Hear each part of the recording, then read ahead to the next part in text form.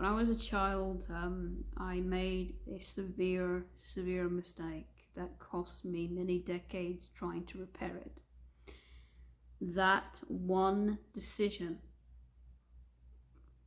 basically caused everything else to happen, everything else to fall for a long time. When I was a child, I was severely abused. A lot of things I should have died from and didn't. I only credit the reason why I'm still alive today through protection. Spirit guides, spirit guardians, that sort of thing. I really don't think I would have survived otherwise.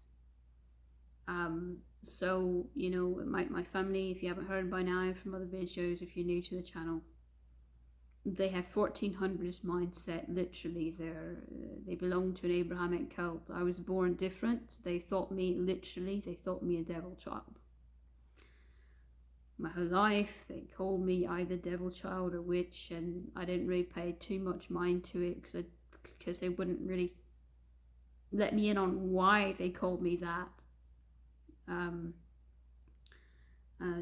don't think they wanted me to ever know my own strength, and I think that was part of it. In fact, they did a lot of mind games where one of their favourite was to ask me to do something. Could be as simple as closing a window. I'd go and do it, and I'd come back and tell them it was done, and then they would angrily yell at me saying, "We never told you to do that. Why'd you do that?" And I would angrily yell back, "Yes, you just told me to do that. I did it exactly as you asked." I'd stand up for myself and then see how long it would take for my spirit to break. And sometimes we would yell at each other for many hours on end. And usually they're the ones that gave up. And I was the one with the last word. But they were trying to see if they could eventually break my spirit. One night, I thought, I don't know why they're doing this to me. I don't know why they hate me so much. What have I done? I haven't physically done anything wrong, so maybe it's who I am. I started to think, okay, well, maybe if I become somebody they want me to be instead of who I am, I'll become the opposite of me. Instead of being a warrior, I'll be a flitzy little, worrywart that just, appears very vulnerable and weak. Basically everything I wasn't. I'm a tomboy, maybe I'll be girly. It's just everything that I thought that I could initially act, and it would be enough. But then I realized, no, they're going to catch on. I have to, in order for me to fully convince them, I have to believe it myself. And that one night fucked up everything, because that one night by accident I did magic. It shattered my soul. Whatever I did, it shattered my soul so much that I only had a small piece of me left that was left intact. From that day on, I had a constant, nagging voice in the back of my head saying how much I hated myself and why. It changed the way I thought about things. I used to be so sure about things. I used to think, well, if I put my mind to it, I can do anything. And I changed my thought process so much that it was just like, now I thought I couldn't do anything. No matter how hard I tried, I just thought I'd always fail. It fucked me up in the mind more than anything else, really. And one day, somebody I came across, a healer actually, called herself that. She wasn't anything of the sort, but she took advantage of that. Normally no one would be able to do this. Normally, this would be impossible to do. But because I already hated myself so much, she saw a loophole. That loophole allowed her to do this, because technically I didn't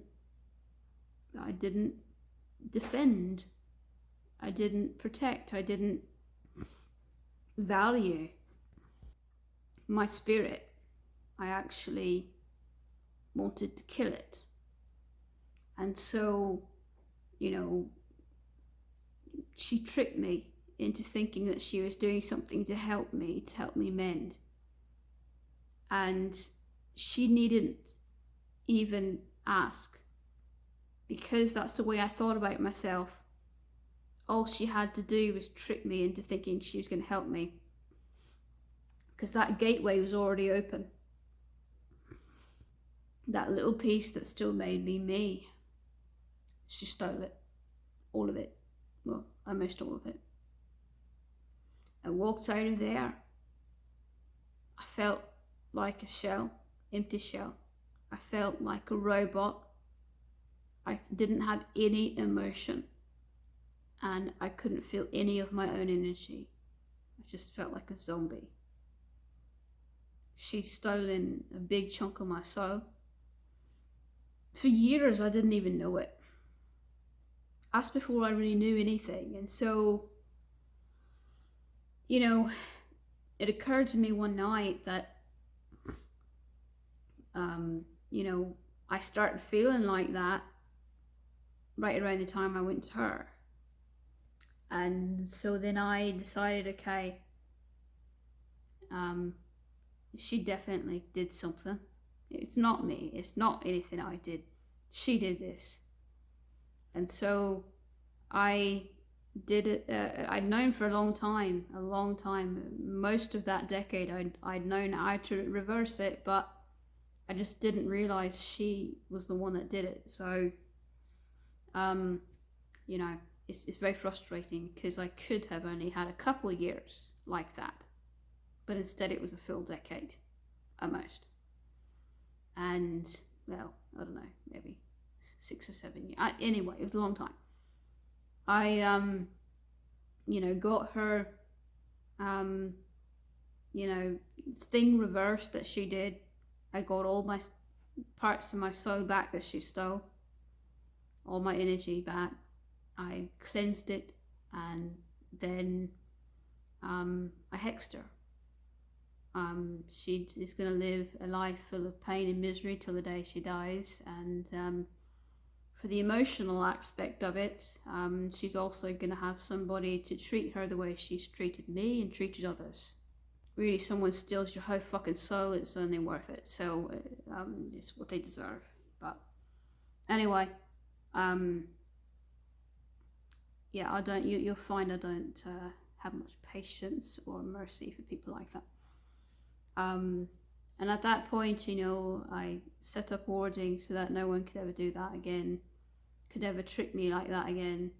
And really, you know, after that, I thought that everything was going to be, but then I realized that a big piece of me was still missing. I remembered, okay, when's the last time I felt whole? And it was before that night as a child. I was able to trace it back to that night. So what I had to do was I had to go through past life regressions. I did them on my own because I didn't trust anybody after that lady. I did everything by myself. And some of it I found through past life regressions. Some of it I found by literally basically summoning your own energy back to you. The stuff that's in limbo, you almost have to do that with, because you don't know its true designation. You don't know exactly where it is, so you almost have to act like a magnet and attract all those pieces back into you. The trick is, though, that you can't do that and have it stay there unless you are so sure that you want it back that you're willing to die for it. Hypothetically speaking, if you have to ask yourself this, if you know, my soul being whole again and complete again would kill me, is it worth it? Would I die for that? And for a very long time, for years, I was like, well, I'm kind of scared of myself. Well, what happens if other people notice that I'm, you know, different? What repercussions could that be? You know, and eventually I was so desperate to get my soul back that I just said, I don't care. I don't fucking care what happens. Yes, Yes, if I die the second that it happened, it's fine. I don't care. And that is what changed it. That is what finally now, you know, through the past few months, and especially the past week and a half, that is what I've been doing. I've been, you know, getting every last meticulous piece I could to make everything whole again. That lady wouldn't be able to do what she did had not been for that one night, and since that one night I had not felt emotion on that level. You know, and even the past few years, it's been just a hair here, a hair there, that I was able to feel a little bit more, and the past few months has been more, you know, upping the ante, and it's getting faster and faster. And finally, when I got to that point of, yes, I literally would die for this. I that much, you know, am committed to this. Then it got, all of a sudden, just in the past week, it got like full throttle, and now I'm feeling emotions on a level that, you know, I haven't felt since that night. And you know, it's getting some getting used to, but you know, sorrow, immense rage, immense you know, despair at times, especially when I'm just sitting there not doing anything and my mind can wander. You know, and people, you know, that call these emotions unsettling, but at this point I'm actually glad, I'm actually happy to feel that. It feels like home. I embrace it. I like feeling those emotions because I'm feeling what I need to feel in order to mend. So now basically all these pieces of me is one it's been sewn back together. And I know this is a morbid example, but say that you know, you're in a battle and all your arms and legs got chopped off and people sewed them back together, and you have to wait, you know, a while for the tendons and ligaments and muscles and everything to connect to one another before you can actually move your arms and legs again. So even though you have your arms and legs, it's going to be a while till you can actually use them. So that's basically where I'm at right now.